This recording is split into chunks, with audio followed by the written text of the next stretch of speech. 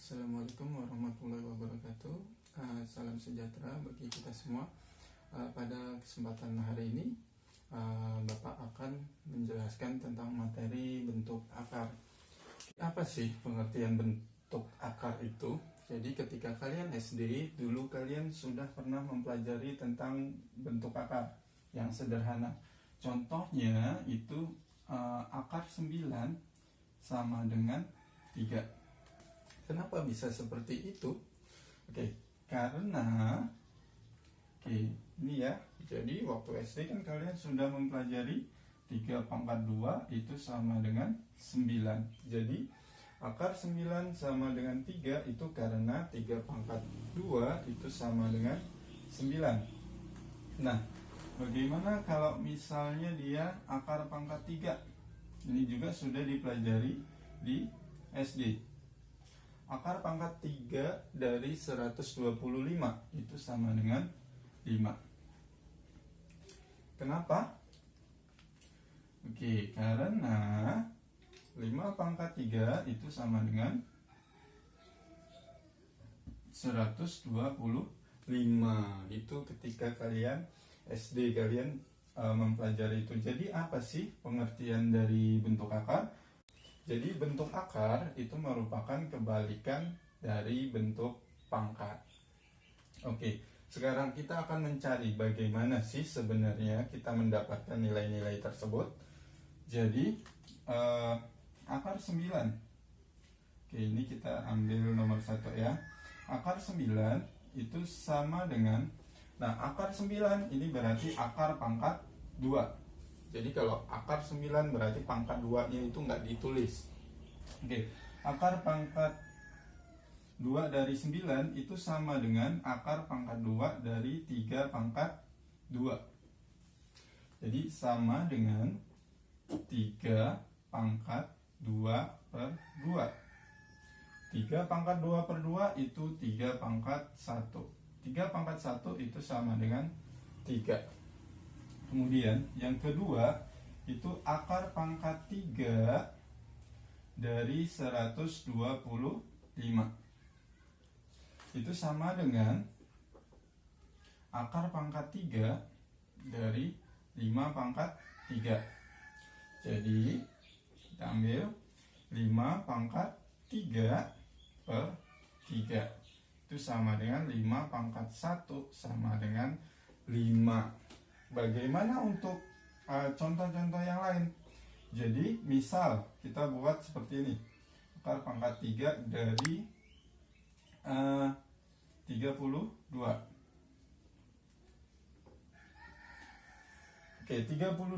itu berapa pangkat berapa? Jadi 32 itu sama dengan 2 pangkat 5. Jadi kalau kita buat dalam bentuk pangkat itu 2 pangkat 5 per 3. Jadi dapat kita simpulkan bahwa akar pangkat N dari A pangkat M itu sama dengan A pangkat M per N. Nah, di sini A-nya tidak boleh sama dengan 0. M dan N ini bilangan bulat. Selanjutnya ke sifat-sifat bentuk akar. Jadi yang pertama sifatnya, jika di sini ada A akar B ditambah dengan C akar B. Nah, jadi di sini sama ya akarnya ya, akar B dan akar B. Ini bisa kita gabungkan.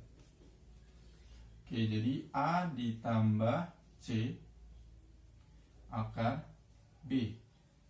Nah, syaratnya harus sama dulu. Kalau nggak sama ya nggak bisa kita gabungkan. Contohnya. Jadi contohnya kalau misal di sini ada 3 akar 2 ditambah 5 akar 2. Nah, ini akarnya sudah sama. Berarti ini bisa kita jumlahkan. 3 tambah 5 akar 2 sama dengan 8 akar 2. Nah, itu untuk yang penjumlahan. Jadi ini sifat yang pertama. Nah, oke, sifat yang kedua untuk pengurangan, A akar B dikurang C akar B. Nah, ini akarnya juga sama ya syaratnya ya. Berarti ini A kurang C akar B.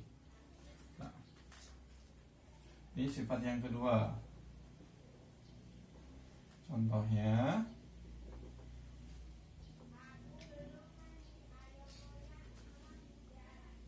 lima akar 3 dikurang akar 3 sama dengan, nah di sini diingat kalau akar 3 itu berarti apa, depannya itu pasti ada angka 1.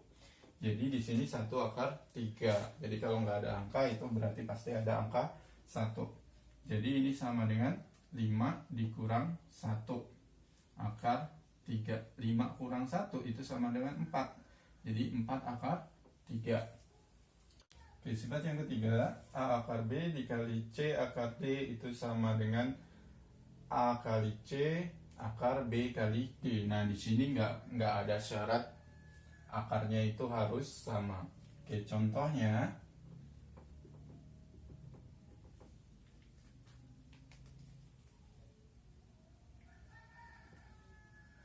dua akar 5 dikali dengan 3 akar 2. Ini sama dengan, berarti 2 kita kalikan dengan 3 akar 5 kita kalikan dengan 2. Oke, 2 dikali 3 itu 6. Akar 5 kali 2 itu 10, berarti akar 10. Jadi 6 akar 10. Keempat, di sini ada akar A kali B. Nah, ini bisa kita pisahkan. Jadi akar A dikali akar B.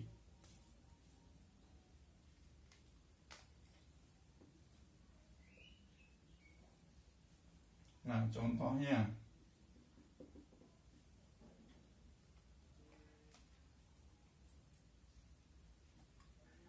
akar dari 75. Oke, kita akan menyederhanakan akar dari 75. Jadi akar 75 itu sama dengan 75. 75 itu berapa kali berapa? Jadi syaratnya di sini kita buat bilangan kuadrat. Jadi 75 itu bisa didapat dari 25 dikali 3. 25 kali 3 itu 75. Jadi ini bilangan kuadrat. Oke, jadi ini kita pisah. Akar 25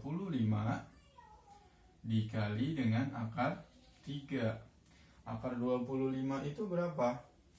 Iya, jadi akar 25 itu 5 akar 3. Jadi bentuk sederhana dari akar 75 itu sama dengan 5 akar 3.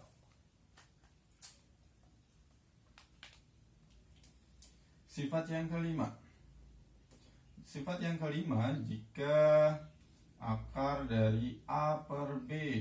Nah, ini bisa juga dipisah. Jadi akar A per akar B.